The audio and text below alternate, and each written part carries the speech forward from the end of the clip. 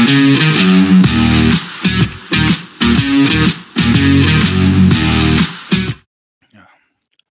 welcome back to the SuperCoach Enough channel.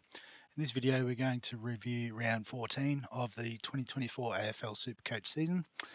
A bit of a bad week for us, not terrible. Got 1796, which was in the top 30%, so we were ranked, I guess, around the top 2%, so we were hoping to get a bit close to that. But have slipped down 2,000 spots to just hanging on in the top 5k, which for someone who's not a massive AFL fan, I'm still taking as a win. But I hope we can get back to the heights we were at previously. But I guess if we look at the team, it mostly just came down to the unfortunate captaincy choice. So I had VC on Luke Ryan, who scored a 79, which be pretty close to his lowest score for the year, I would have thought. Just having a quick look. Yeah, only the second time he's sub-tongued. And just unfortunate it was this week. Excuse me. Dacos with a 129, Harry Shees with the 120. These were both good captaincy options. Clark with an 85 as well. So we brought him in this week, and it didn't quite work out yet, but it's one game.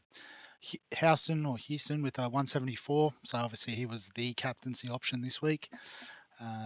Also Bont with a 162 was another great option. But unfortunately we had Butters with the 76, apparently got a heavy tag. So wrong with the 96s. Yeah, we want 100. Steele and Horn Francis also underperforming. Friger and Revel, though, just continuing to pump out 60s, which is nice. Tim English with the 136 was good. Obviously, Gorney on the bye. And then Isaac Heaney with the 141. And then 70s from Moore and Fisher. 50 from Fife. And Kruger was our option. I think Dowling may have just slightly outscored him. Yeah, so 55. So, we lost out on 9 points there. But, that is what it is. In terms of the head-to-head, don't know if I did too well. No, I got pumped by Al's Eagles to the tune of 130. So, Jack Sinclair, I think that's his name, yeah, Jack. I've forgotten. With the 135. Luke Jackson with a 115 is good. Dacos as captain was obviously much better than my pick. LDU with 147, so he won't be so cheap anymore. Into the 600s now. Sullivan, so I guess scored the same as, I think Revel is my comparison player that I bought in at the same time. He also had Revel. And then Butters Rosie with 75, so Horn Francis covered that, and Lee Kalia, did he get another crack? He must have played a few games. There you go. I remember him being cheap a few weeks back, but missed the boat there. Just looking through the league, I can see Skits Fits with a 2157 from You Bloody Donkey. Looks like that's the top, so let's have a look. So you can see the cream rising to the top there with the Sand Gropers also a 2100. But VC Zorko, so I think, Zorko is definitely a forward we've got to get in. Had Bailey Dow with a 136. Adam Treloar has been, sneaky good with a 125. Tommy Green with an 80, so we won't worry about him. Grundy with a 154. And, the rest we've already talked about. So lots of great picks there from Jonah. Probably why he's sitting top 2 at the moment. So in terms of this week, I can't really do anything in defence, so that's fine. You can get some of the big hitters back in the midfield. So Walsh, Rowell, there. So we've got Merritt, Rowell and Walsh all coming back in. Can't do anything on the rucks, but Gawn's on instead of English this week. And then we've got Sexton back. We'll just go for Kruger. Because I guess maybe other than swap Revel with Steele, this is basically our team as it stands outside of the buys. So defense is pretty good. Martin at D6 is okay. If we can squeeze some cash out of our bench to upgrade, I don't think that's the worst shout. Yeah, midfield, is pretty set again. We've got these sort of 500 to 550k players averaging, around the 110 mark. So if we can flip one of them or two of them to a 120 average player, if we can identify them, that'd be nice.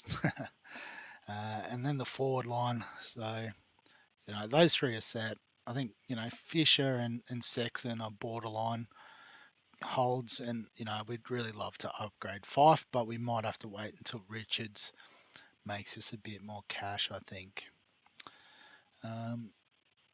So in terms of trades this week, Fryja's got a break even of 37. We could potentially use his cash. The issue is there's not really a downgrade option this week. So did Warner play last week? Must have done. So I guess Warner would be the one to keep an eye on. He's a defender though, so might have to use some DPP, which we don't really have the right jewels for, because I guess it's going to rely on us pushing like Fife up into the forwards, bring Dawson down, I think, or alternatively pushing like a Nick Martin into the midfield temporarily. But I suppose we can have a go and see what that looks like.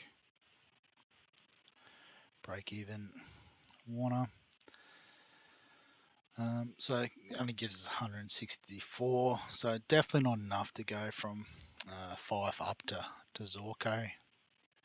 So actually if we go back to round 4 summary,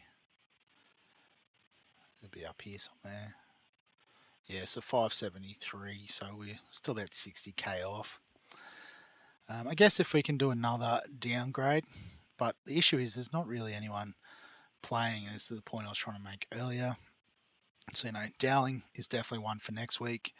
If we scroll down a little bit more, Sean Maker played his first game but is on the bye, so ideally 2 weeks for him. And again, it's another one clogging up our defensive line. So, it's not really a money maker. So I think, Dowling is the one we can. So if we can do something like Garcia to Dowling, and then that will allow us to upgrade. And if we go back to the round 14 to Zorko. So we could do something like that. Leaves us with 7 trades. We're going early, obviously, on Dowling. And also we need to find a way to eventually get Nick Martin back into the defence. Might even just be, I know we've already, I was about to say we've already going to trade Dowling in next week, but we've already traded him. So, yeah, it's a bit tricky. Probably not willing to lock any trades in just yet. Obviously, if I do any, we can discuss, but yeah, so I think maybe like Warner would be nice, but it might even just be like a sideways from Caulfield. Have to find an update on Dawson maybe too. It might just be a straight swap out for Dawson. I think Richards is back soon, round 16. So obviously after the bye, which would be nice. When's Caulfield back? He could be back after the bye too. So I might just sideways Dawson potentially to Warner. So I guess if we look at that, it's not ideal.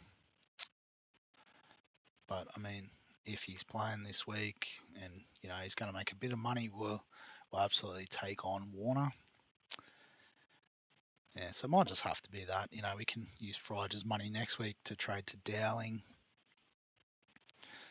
I guess then the issue is we're only going to have 2 trades each week going forward. So it would be nice to make some money this week. Maybe if, a cheap rookie comes up that's playing their first game this week, we'll jump on. in the forwards or mids, ideally. That might be the play. But like I said, we won't lock any trades in for now. What we'll do is consider captains. So Carlton, Geelong, we don't really have anyone. Port, Brisbane, so perhaps VC on Butters to bounce back. Yeah, and then Melbourne, North, so maybe Gawn against Sherry. Perhaps Essendon against West Coast. Do we fill up on Zeret? Maybe. Yeah, I don't hate that as a shout. Freo Gold Coast, so Ryan to bounce back maybe. No, let's go with Merritt just for something different. We're falling backwards. We might as well go hard or go home. But I can't fit the whole team in, which is a bit of a punish. But actually, I can fit the names in if I do that. So we'll lock that in for now. As I said, we'll look at team lists on Thursday. If there's any cheapies, they're coming in. If Warner's playing, he's coming in. And like I said, if there's another cheapie that works out, we could pump Fife up into Dane's Orco and sort of basically have our finished team, I guess, more or less. But we'll wrap the video up there. So as always, if you've got any questions, comments, thoughts, feel free to add them below this video. Give us a like if you enjoy the AFL content. Subscribe for all the fantasy sports content on the channel. And other than that, we'll catch you in the next one.